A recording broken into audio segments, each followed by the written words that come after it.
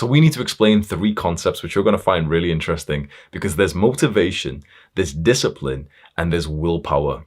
You need to know the difference between these 3, and most people don't even know this. Motivation is desire. It is craving. It is when you want to do something. Discipline is persisting. It's doing something that you aren't motivated for. It's doing the hard work, especially when you didn't feel like it.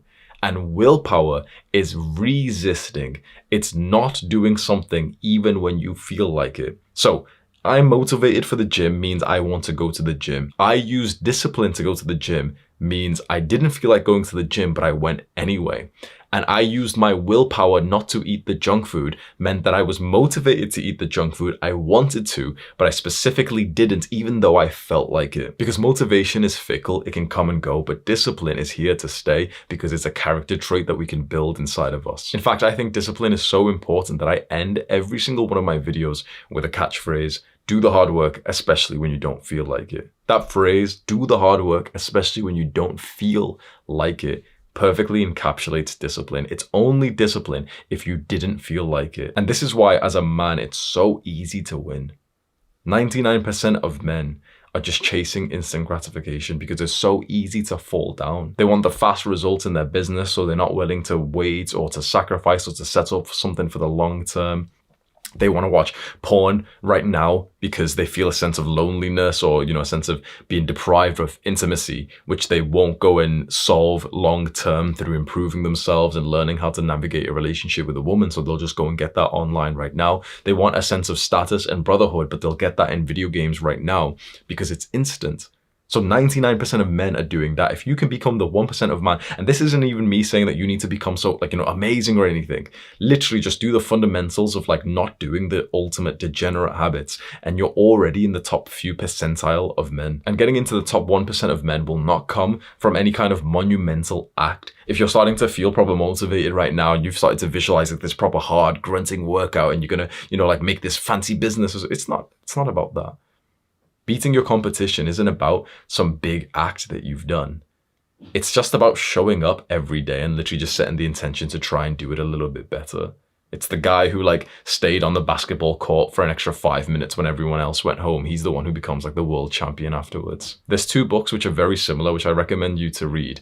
There is The Compound Effect and The Slight Edge. These 2 books are really good. They talk about using discipline to change something quite small and insignificant, like a small decision, like a 1% better decision, which then makes a huge difference over a few years. I bet you'll agree with this. It's also harder to be lazy than it is disciplined. Yes, it's harder to be lazy than it is to be disciplined. To be disciplined means that we have to go hit a workout today. It means that we can't watch porn today. Oh, wow. It's kind of difficult, fair enough. But to be lazy, to be undisciplined is harder, because that means that then you have to deal with the demons in your mind every single day, knowing that you're not living to your potential, dealing with the negative thoughts, going to sleep and you're overthinking. You randomly get a memory of some weird, awkward thing that you did 6 years ago. You feel like crap. Everyone treats you with disrespect because you don't deserve the respect. Genuinely imagine the kind of lives that the other people live where they don't even consider something like improving their discipline. And so they just go to one easy source of dopamine to the next, to the next, to the next. They're sacrificing their future selves' happiness for today's pleasure. And then they're wondering 3 months, 6 months, 12 months down the line why they're fat and depressed. It's because they did it. It's because we did this at some point.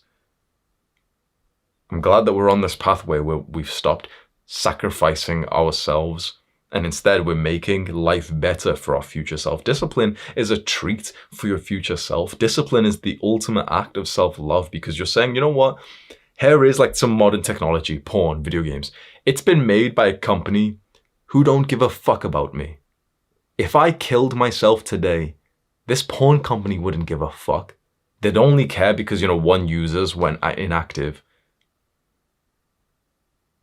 They've ruined my life. They gave me depression. I've got fucking ED, so my dick doesn't even get hard.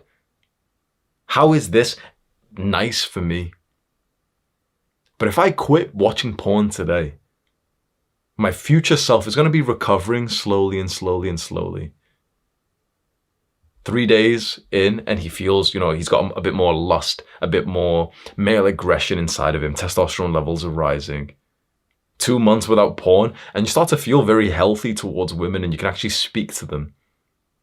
A year without porn and you stop getting those flashes of like dirty thoughts, of dirty like images and videos that you remember. The ultimate act of self-love is discipline. In the long run, it's much more painful to be undisciplined. Nobody who has given themselves over to excess is having a good time. There's a few quotes that I really like. Days are made of mornings, and lives are made of days. Win the morning, win at life.